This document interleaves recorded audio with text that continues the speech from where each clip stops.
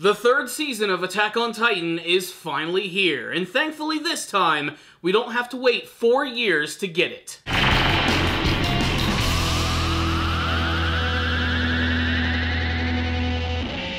The summer anime hype train continues with the third season of Attack on Titan.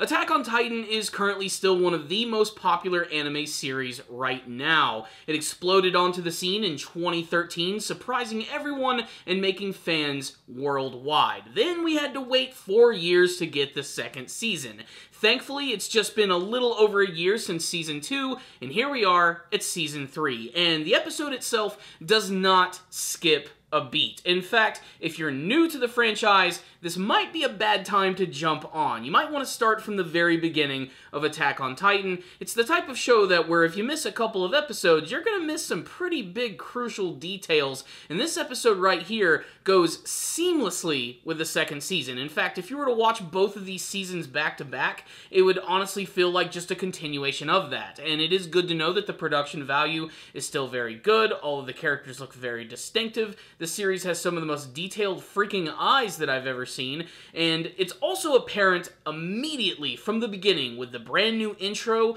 that this is going to be a very different season of Attack on Titan. It's going to show that even though these monstrous man-eating titans are definitely the villains and antagonists of the series, humans might actually be just as monstrous. So I'm not going to waste any more time. If you want to learn a little bit more about Attack on Titan, like I said, just go check out the first season or read the manga version. I myself do not read the manga. I have only been watching the anime, and the main reason for that is because I just love seeing all these twists and turns in the anime version, and with such a high-caliber show like Attack on Titan, it just sort of amplifies the hype with every single episode. And this one right here is immediately awesome because Eren and his friends are now directly working with Levi Ackerman, the most badass character from the series. In this episode, we get to learn that there is this secret force which is working directly under the king, which is desperately trying to take Eren and Historia back to Trost. For some unknown mysterious reason, a lot of this probably ties into the actual origins of the Titans, where they came from, and these giant Titan-filled walls which are all over the place. So Levi and his group realizes that they are going to have to get out of there, and instead they decide to hide in plain sight. They're going to the city of Trost, but right before they leave, they get the sudden revelation that Pastor Nick had just been murdered. When they go to the city, Hanji Zoe actually decides to interrogate these two soldiers, which are standing outside of Pastor Nick's room, and when she actually sees the body, she realizes that he wasn't murdered. He was actually tortured by these soldiers. There's a lot of evidence there with the blunt damage on his face, not to mention all of his frickin' fingernails were ripped off, which is apparently in this world is a very common thing when you're interrogating a soldier. So Hanji knows that these soldiers probably killed him, but for some unknown reason. They're also going to be going after Eren and Historia, so they have to be really careful when they're making their way through town.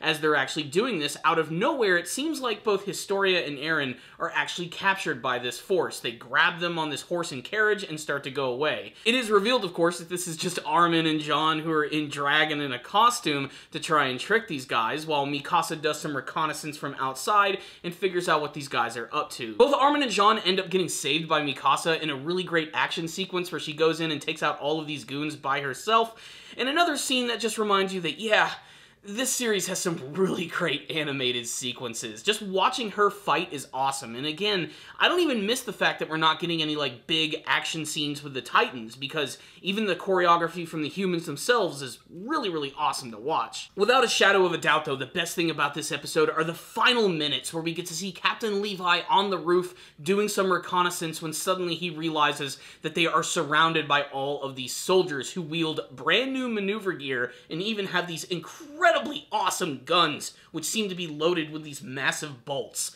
Right before the scene happens, however, Levi realizes what's going on, and he's talking to his comrade about this man by the name of Kenny the Ripper, who apparently was this mass-murdering psychopath from the past who's gone down as an urban legend. He actually killed 100 soldiers by slitting their throats. And according to Levi, he actually grew up with this guy. I'm guessing this Kenny the Ripper is some sort of guy who taught Levi how to be so hardcore and such a great fighter in the first place.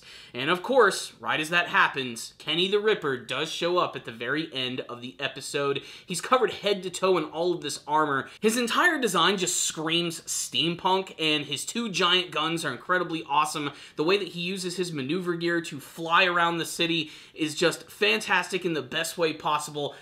The Attack on Titan anime series has always been really great at just showing the momentum and speed that these characters move when they're zipping around the city. And if you loved a lot of those sequences from the previous 2 seasons, you're gonna love the one at the end of this episode. But it literally starts happening right as the credits start to roll in. And I was kind of disappointed by that, as the credits can be kind of distracting when you're trying to look at all of this crazy action that's going on here.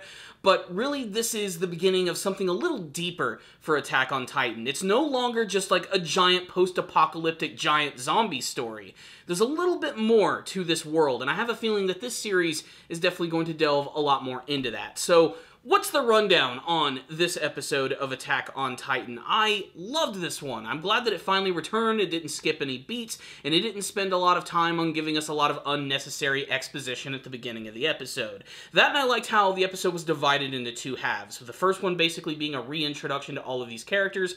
Getting to see them all hang out together and be with one another is fantastic. There's a really good moment between Eren and Historia as well, where she finally starts to reveal a little bit more about her true personality, something that really does appeal to Eren. Now he no longer has to see through her fakeness. There's also a scene which is absolutely grotesque, with Eren continuing to try and control his Titan powers. There's a couple scenes where he tries to transform, but he actually can't control it. He's all malnourished looking, really skinny, you can see all the bones, and when he starts to actually melt away from the Titan and they pull his body out, his entire face is basically missing, which I can only imagine the regeneration process on that has got to be incredibly painful. This episode, however, is really just sort of a build-up to seeing Kenny the Ripper, who is a really interesting character for the series. It's not too often that we get to see evil human characters in the show. It's a nice juxtaposition to the previous seasons of Attack on Titan. I also like that it also ties a little bit more into Levi's backstory, something which is still relatively mysterious, at least for the anime fans of the series, and anything that involves his past and getting to learn from the guy who actually taught him, I'm just really excited to see all of that in action. And the way that it all came together at the end when they went into Trost, and you got that big sequence of everybody flying around and all these guys just jumping up in the air with these giant guns, it's just so freaking exciting and a great way to end this episode. It's going to get a lot more people on board and excited for the next one of the series. Basically, it's a great hook. This was a really great introduction to the 3rd season of Attack on Titan, which is going to delve a little bit more into the politics of this world, which is not the most exciting thing when you say it out loud, but honestly, I'm interested to learn just a little bit more about that. The intro, like I said, sort of lets you know that the tone of this season is going to be completely different. The intro itself is not like the high-octane action sequences that we saw from the previous 2. It looks like it's going to take more time for characterization, which I'm guessing that's what this entire arc is going to be about. However, even if we have a couple of small moments like this one right here, I still feel that this is going to be a very solid season. If there's one thing that Attack on Titan was lacking, it's characterization in a much deeper world. This season might actually be the glue that holds everything together. So let's get excited for that. I'm going to give this episode right here a 5 out of 5. It was a super exciting beginning to the 3rd season of Attack on Titan. I'd love to hear all your thoughts about it. You can tell me all of them in the comment section below, and what you guys are hoping to see from the rest of this season. What did you think of the very first episode? Did you guys have any favorite scenes? What did you think about the introduction of Kenny the Ripper? And what do you hope to see from the rest of Attack on Titan Season 3? Thank you guys for watching this review. I'll see you guys next time, and as always, stay down now, baby.